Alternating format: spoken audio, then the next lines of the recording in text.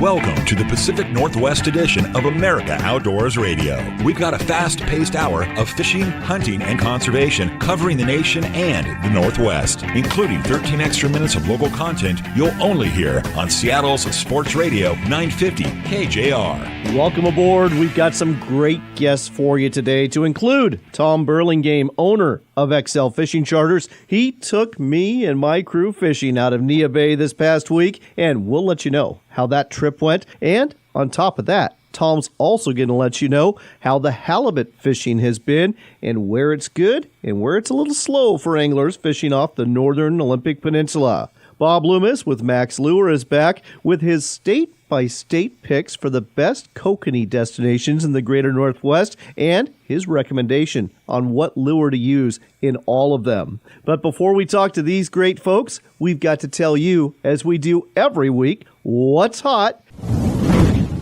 and what's not here in the Pacific Northwest, and brought to you by your Puget Sound Sportsman's Warehouse stores in Everett, Silverdale, Puyallup, and Federal Way, where a great Memorial Day weekend sale is going on right now.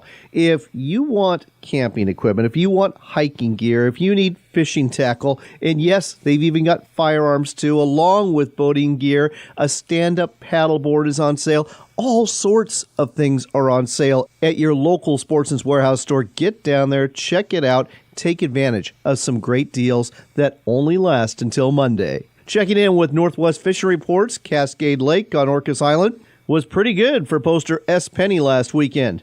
He trolled up 3 nice kokanee and a chunky rainbow trout during a 2-hour foray. If you decide to go, remember no gas motors are allowed on Cascade Lake, and you'll need to pay a fee to park or launch your boat at Moran State Park. Shadow Lake near Maple Valley may also be a good bet. Poster TM Bob went out last Saturday and caught a smorgasbord of fish to include trout, bass, perch, and some big bluegill and crappie measuring up to 12 inches. Those are some slabs. If you want to find out more about the fishing near you, check out the latest reports at northwestfishingreports.com. What's not hot is salmon and steelhead fishing on the Cowlitz. State creel checkers found 49 anglers had a grand total of 3 steelhead between them. Things aren't going a whole lot better on the main stem Columbia. As of May 20th, just under 47,000 adult spring Chinook had passed over Bonneville Dam, which is only 36% of the 10-year average.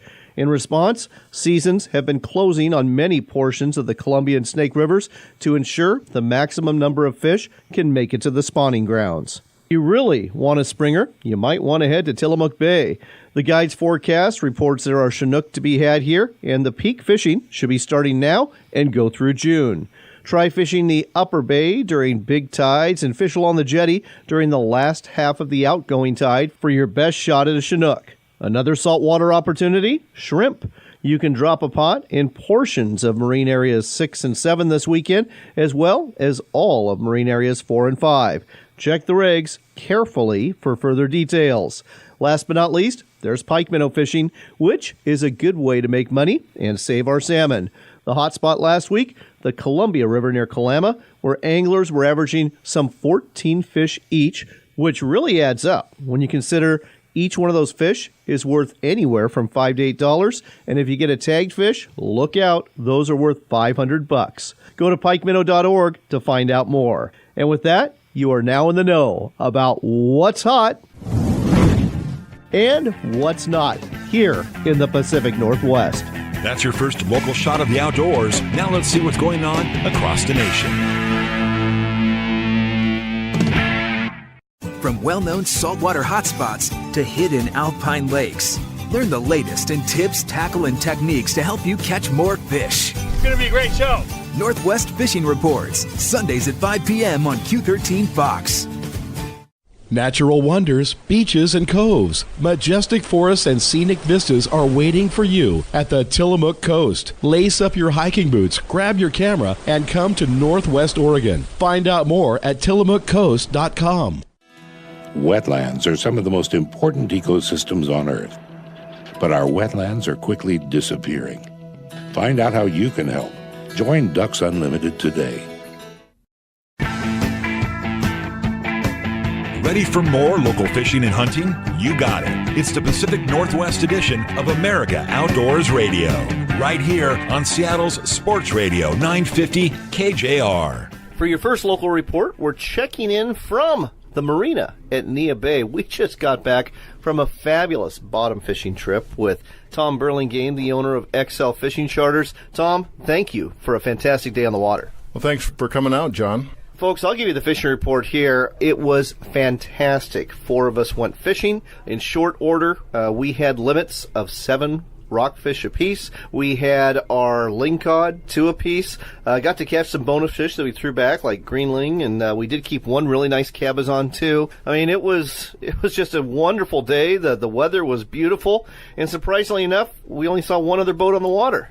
Yeah, this time of year between the halibut openers, it's not as busy up here. Speaking of halibut season, how has it been so far? Well, for us, it's been very good. We've been fishing offshore, about 35 miles off, and it has been very good. Some of the guys that are fishing closer to town around the garbage dump aren't doing as well, but we expect to see that pick up. Last year in June, it got a lot better inside. Do you have anglers going out of CQ, going out of Port Angeles, that are heading to the halibut grounds too? And if so, how far do they have to travel, and how are they doing, if you know? Well, I know that they've been fishing, the whole state opens at the same time. That's a new regulation from the state. And so we've all been fishing, and I know that it's been a little slower. The catch numbers inside the Puget Sound and the Strait of Juan de Fuca has been a little slower. Bottom line is this: if you really want to get in the halibut, come on out to Neah Bay, fish offshore off Marine Area 4 to get into some. Got a bunch of seagulls in the background. But in the meantime, getting back to halibut, Tom, do you have any openings left or not? We don't, John. We're completely booked for halibut, but we do have some openings for the trip you did today, the bottom fish and lingcod, and we got salmon later on in the summer.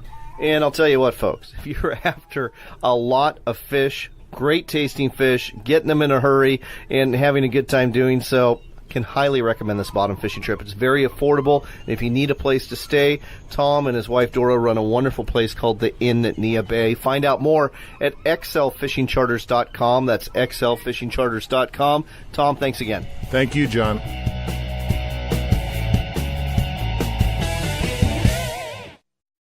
We're talking to Mike Meisberg again at Mardon Resort at Eastern Washington's huge Potholes Reservoir. Mike, why is your resort so popular every summer? Fun in the sun, in a beautiful, warm camping area, swimming area, fishing for all kinds of fish, especially topwater bass fishing. Find out more at mardonresort.com. That's Mardon Resort, where the fish bite, but we don't.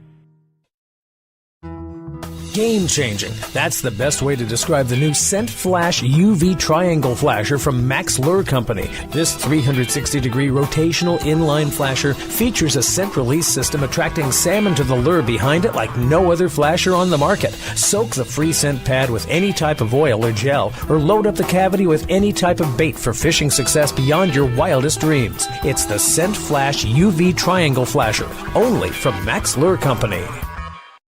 Are you looking to reel in the marketing opportunity of a lifetime? Then set the hook, because we've got it right here for you. America Outdoors Radio has sponsorships available, and we offer affordable platforms to reach thousands of listeners interested in fishing, hunting, and the outdoors. Find out more by contacting John Cruz through his website at americaoutdoorsradio.com.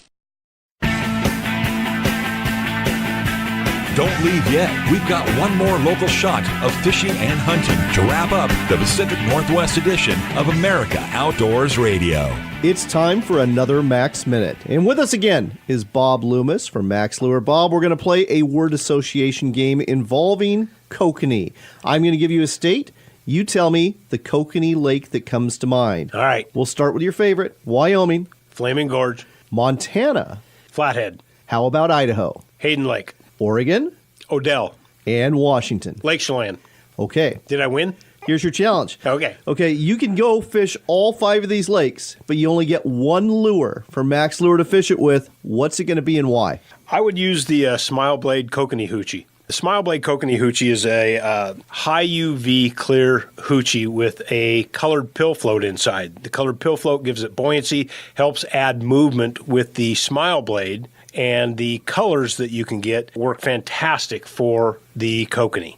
Is this meant to be fished off a downrigger or maybe off of leaded line, or how do you fish this? How deep do you fish it? It's a trolling lure, and because of the fact that it has a high UV glow smile blade on it, which is a glow, you can fish it deep. You can fish it up on the surface. You can fish it wherever you want, whether you flatline, whether you're fishing on your downrigger, doesn't matter. See, it's got 2 hooks on it, both colored red. And are you putting shoe peg corn on one or both? I would put shoe peg corn on both of them. And what, if anything, in front of it in terms of a flasher, dodger, that sort of thing? I would fish a small 4 to 6 inch dodger for any of the kokanee or trout fisheries. Well, there you go, folks. You now have the lure to use at all of these lakes that we just mentioned throughout the greater Northwest. It's the Smile Blade Kokanee Hoochie. Look for it at maxlure.com or at a sporting goods store near you. That's all for this week, but don't worry. We'll do it all again next Saturday morning from 7 to 8, right here on Seattle's Sports Radio 950 KJR.